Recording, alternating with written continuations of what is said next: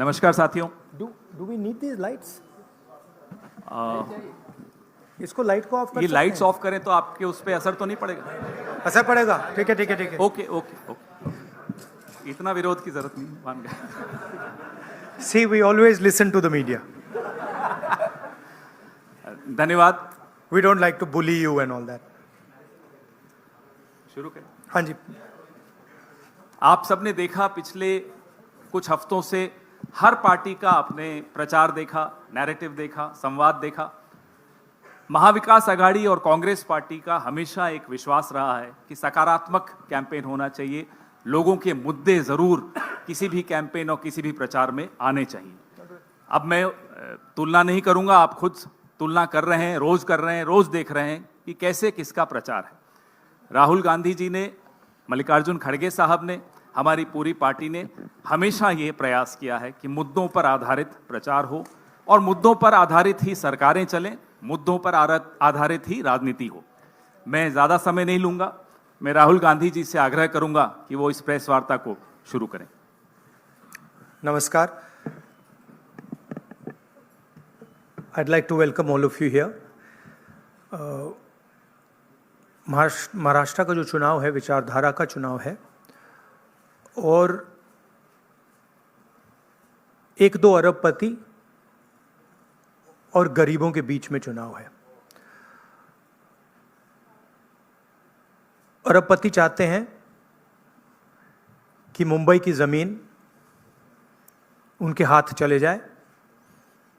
Estimate है 1 लाख करोड़ का estimate है।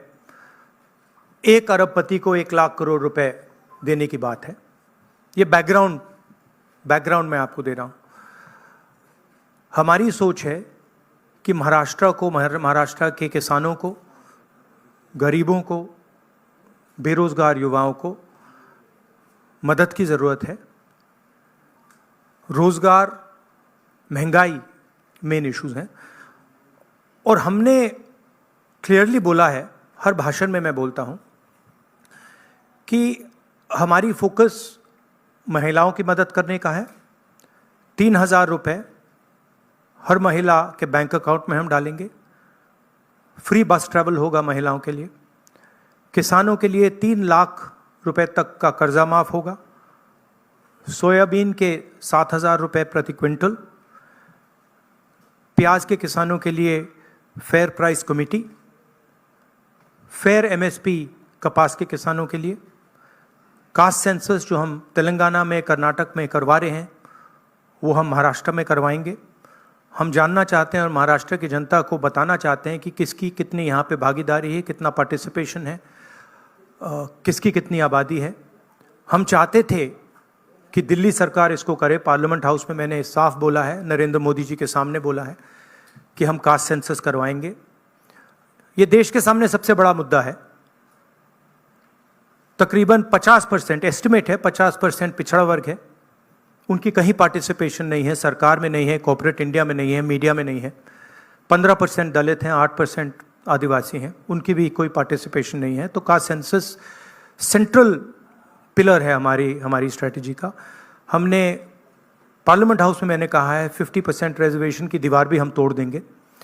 वो भी प्रधानमंत्री करना नहीं चाहते हैं। हेल्थ इंश्योरेंस का हमारा यहाँ एक स्कीम है जो राजस्थान में बहुत सक्सेसफुल था। 25 लाख रुपए का स्वास्थ्य बीमा गरीब लोगों को, किसानों को, मजदूरों को, बेरोजगार युवाओं को ऑपरेशन की ज़रूरत हो, दवाई की ज़रूरत हो, MRI की ज़रूरत हो, जो भी मेडिकल फैसिलिटीज़ की ज़रूरत हो, 25 लाख रुपए तक की फैसिलिटी हमारी सरकार प्रोवाइड करेगी। और फाइनल जो युवा हैं, जो नरेंद्र मोदी जी की पॉलिसीज़ ने, नोटबंदी ने, GST ने जिनको बेरोज़गार किया है, उनके लिए अनएम्प्लॉयमेंट अलाउंस 4,000 रुपये का मंथली और 2.5 लाख जो सरकारी नौकरियां हैं उनको हम कमिट कर रहे हैं कि उनको हम आपके हवाले करेंगे। तो ये हमारा प्रोग्राम है। मेन इशू वही है। एक तरफ अदानी जी खड़े हैं, धारावी पे निशाना है। महाराष्ट्र का जो धन है उस पर निशाना है। मुंबई के नेचर को चेंज करने का लक्ष्य है। और दूसरी तरफ हमारे किसान, मजदूर, युवा जो एस्पायर कर रहे हैं, जो सपना देख रहे हैं, जिनका सपना हर रोज़ महाराष्ट्र की सरकार तोड़ रही है। तो ये लड़ाई है। Thank you. एक एक करके मैं अभी बता रहा हूँ। एक मिनट, बिल्कुल। अभी आपने बड़ा अच्छा व्यवस्थित रखा। इससे पहले आप सवाल शुरू करें, राहुल जी से मैं आग्रह करूंगा कि आपके सामने कुछ और भी कुछ ऐसा दिखाएं। एक सेकंड, वो क्या था? व्हाट वाज द नारा दैट मोदी जी गेव? क्या है? एक है तो सेफ है। हाँ, यस, दैट वाज। ये देखिए, इधर लाइए भैया इसको।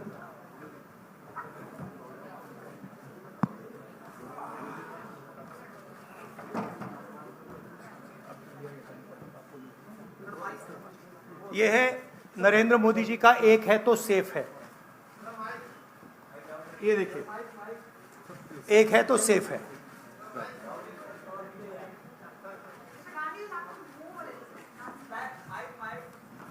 हैवी।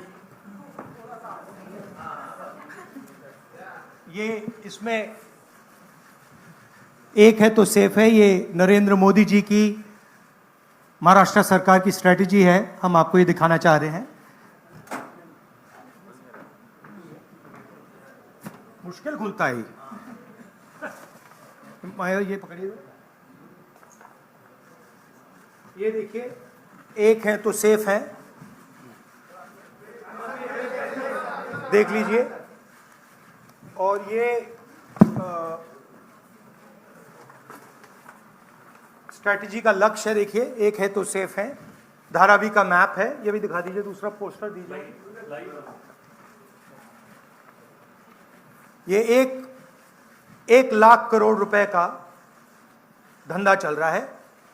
ये आप देखिए, हमारे प्रधानमंत्री जी और अदानी जी एक साथ खड़े हैं। एक हैं तो सेफ हैं, और ये लक्ष्य है। तो उन्होंने अपना नारा दिया है, हम उनका थोड़ा नारे को आपको समझाना चाहते थे। धन्यवाद राहुल जी। ये अच्छा है, इसको पीछे रखेंगे। अच्छा, वो पोस्टर भी लगा दो साइड पे। पकड़ लो यहाँ, एक इस साइड पकड़ लो बस। हाँ, बताइए भैया। एक सेकंड। आलोक देशपांडे, इंडियन एक्सप्रेस। राहुल जी, आप हमेशा कहते आए हैं कि महाराष्ट्र के डीएनए में कांग्रेस है। तो जब से ये इलेक्शन का मुद्दा शुरू हुआ, तब जब विकास का मुद्दा था, तो आज वो आगे कटेंगे तो कटेंगे, वोट जिहाद इन मुद्दों पे आगे रुक गया है। तो क्या आपको लगता है कि इन सारी स्लोगन्स के वजह से महाराष्ट्र के डीएनए को नहीं, उनका जो स्लोगन, मेन जो स्लोगन है, एक है तो सेफ है, वो मैंने इतनी अच्छी तरह आपको दिखाया है, उसको समझाया है कि एक है तो सेफ है। एक कौन है? एक नरेंद्र मोदी जी हैं, अदानी जी हैं, अमित शाह जी हैं। सेफ है तो कौन सेफ है? अदानी जी सेफ हैं। कष्ट किसको होगा? धारावी की जनता को होगा। नुकसान किसका होगा? धारावी की जनता को होगा। जो हिंदुस्तान की स्मॉल और मीडियम इंडस्ट्रीज हैं, जिसका एक चिन्ह धारावी है, उसको एक व्यक्ति के लिए खत्म किया जा रहा है। तो लड़ाई यही है। नारा उन्होंने दिया, हमने आपको समझा दिया। इस इलेक्शन का नारा मोदी जी ने दिया है, और बिल्कुल सही नारा है। एक है तो सेफ है। सवाल है, सेफ कौन है? सेफ किसका है? एक कौन है? यह सवाल है। दीपक भट्टू से लोकमत। राहुल जी, आज मार्केट में किसानों को सोयाबीन का 4,000 रुपया करीबन रेट मिल रहा है। एमएसपी है 4,830 रुपया। तो आपने कहा है कि हम लोग 7,000 रुपये देंगे अगर सत्ता पे आएंगे तो, और प्लस बोनस। तो 4,000 और 7,000 प्लस बोनस, ये जो डिफरेंस है वो कहाँ से कांग्रेस कॉम्पेंसेट करेगी? ये हमने सारे कैलकुलेशंस कर रखे हैं, हमारा एक्सपीरियंस है। हमने ऐसी ही पॉलिसीज छत्तीसगढ़ में चलाई हैं। तो financially there is no problem, this is easily feasible, we have done all the calculations. Study किया है हमने, अगर आप डिटेल्स चाहते हैं तो हमारी टीम से हम आपको पूरा फाइनेंशियल डिटेल्स, ये जो हमारी कमिटमेंट्स हैं, इसका पूरा फाइनेंशियल डिटेल हम आपको दे देंगे, कोई प्रॉब्लम नहीं है। रंजीत सिंह, ANI। अभी राहुल जी गुड मॉर्निंग। मैं रंजीत, ANI से। आप चूंकि काफ़ी केंद्रित हैं धारावी के मुद्दे को लेकर के, तो मैं सवाल करना चाहूँगा कि 2005 से धारावी में कोई डेवलपमेंट हुआ नहीं है, रीडेवलपमेंट के नाम पे अगर हम बात करें तो अब जो योजना वहाँ चल रही है, आप चूंकि कह रहे हैं कि बिलियनियर को लखपति बनाने की कोशिश है, लाख करोड़ का उनका टारगेट है, तो 2005 से अब तक जो विकास नहीं हुआ है, अब अगर शुरू हुआ है उसमें आपको कमियां नजर आती हैं, और आप सरकार आने पे बदलने की बात भी की है महाविकास आघाड़ी ने। नहीं, विकास नहीं हुआ सवाल नहीं है, रीडेवलपमेंट। हाँ, रीडेवलपमेंट। हाँ, तो उसके लिए अगर सरकार आपकी आती तो योजना बंद होगी, तो वो पुनर्विकास और लंबा नहीं किया जाएगा, 3 साल या 5 साल कम से कम लगेंगे, फिर एक बार शुरू होके और लेट। देखिए, हमारी पोजीशन बिल्कुल क्लियर है। ये जो ज़मीन है, जो लोग धारावी में रहते हैं उनकी ज़मीन है, वो उस पे सालों से रह रहे हैं, वहाँ पे वो काम करते हैं, स्मॉल और मीडियम बिजनेसेस का हब है। धारावी को कन्वर्ट करने में दूसरी भी इश्यूज हैं। मैंग्रोव्स की जो ज़मीन है वो छीनी जा रही है, यहाँ पे बाढ़ आती है, ज़्यादा आएगी, लोगों को नुकसान होगा, और पूरा का पूरा काम एक व्यक्ति की मदद करने के लिए है। That is our objection. Our objection is that it is unfair, it is being done, the entire political machinery is being twisted to help one person. We are not convinced about how the tendering process was worked out, and we are absolutely convinced that this is theft of Dharavi land, and it is being handed over to one person. इसी व्यक्ति को देश के airports दिए जा रहे हैं, इसी व्यक्ति को डिफेंस की पूरी मैन्युफैक्चरिंग की इंडस्ट्री दी जा रही है, इसी व्यक्ति को पोर्ट्स दिए जा रहे हैं, इसी व्यक्ति को धारावी दिया जा रहा है, इसी को मुंबई का एयरपोर्ट दिया जा रहा है। और मैंने यहां पे आपको क्लियरली दिखाया है कि पुराना रिश्ता है प्रधानमंत्री का, तो ये अदानी जी अपने आप नहीं कर सकते हैं। Without clear support of the prime minister of India, Dharavi cannot be taken away from the people of India. तो ये हो रहा है यहां पे, और ये चुनाव का मुद्दा है, बैकग्राउंड में है, फोरग्राउंड में है। यही मुद्दा है कि महाराष्ट्र का जो धन है वो महाराष्ट्र की जनता को मिलेगा, महाराष्ट्र के लोगों को मिलेगा, या फिर एक व्यक्ति को मिलेगा।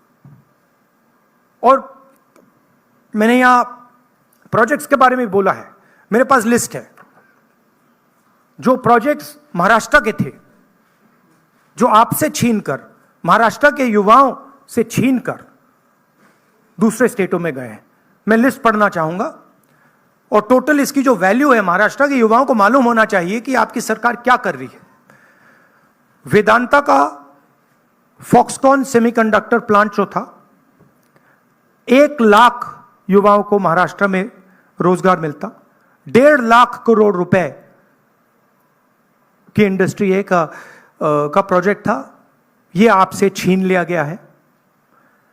टाटा एयरब्रश प्रोजेक्ट, 6,000 युवाओं को हाईली टेक्निकल रोजगार मिलता, 1.8 लाख करोड़ रुपए का प्रोजेक्ट है, यह आपके हाथों से छीन लिया गया है।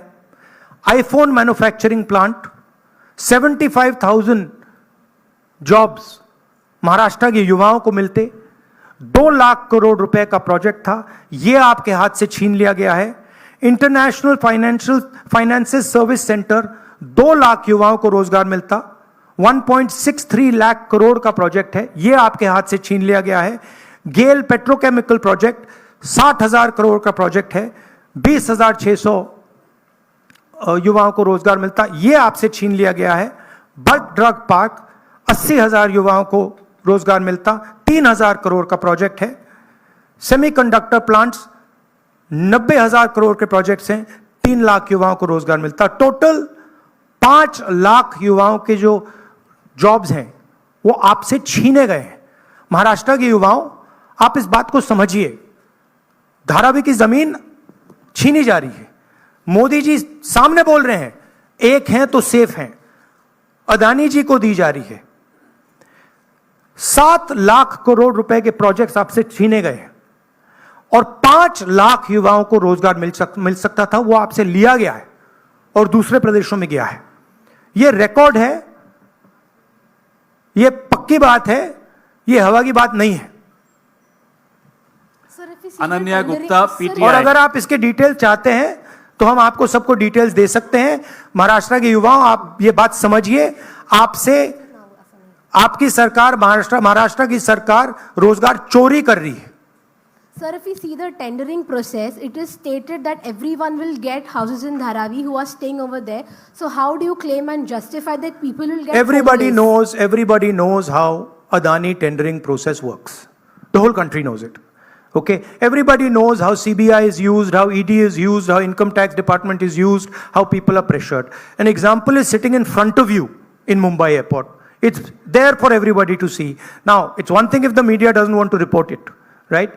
But the fact of the matter is the whole country knows that Mr. Adani is fully supported by the Prime Minister, and anything that Mr. Adani wants, he gets.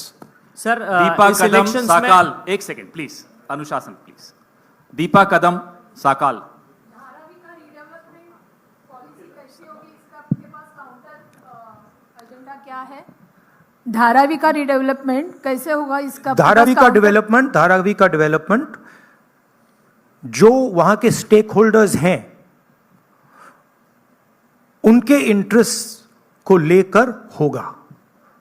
आज उनके इंटरेस्ट को परे किया जा रहा है, उनके इंटरेस्ट को निगेट किया जा रहा है और इनके इंटरेस्ट को पूरा सपोर्ट दिया जा रहा है। और सिर्फ धारावी की बात नहीं है, दूसरी जमीन की बात है, मैंग्रोव्स की बात है, मुंबई की फ्लडिंग की बात है। तो ये सिंपल चीज नहीं है कि भाई सिर्फ धारावी जा रहा है, ये बड़ा कॉम्प्लिकेटेड डिसीजन है। और हम चाहते हैं कि जो धारावी के स्टेक होल्डर्स हैं और मुंबई की जनता का इसका फायदा हो। तो जो भी होगा स्टेक होल्डर्स से पूछकर, स्टेक होल्डर्स के पार्टिसिपेशन के साथ होगा। एक व्यक्ति के लिए सारे रूल्स तोड़कर नहीं होगा। राजू सोनवने, एबीपी माझा।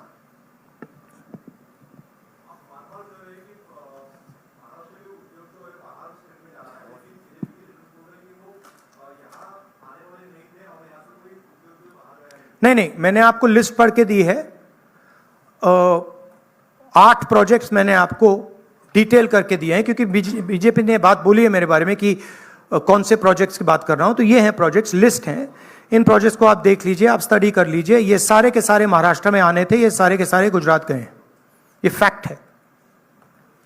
लास्ट और ये हर महाराष्ट्र के युवा को मालूम होना चाहिए कि आपकी जमीन अदानी जी को दी जा रही है, आपका फ्यूचर अदानी जी को दिया जा रहा है।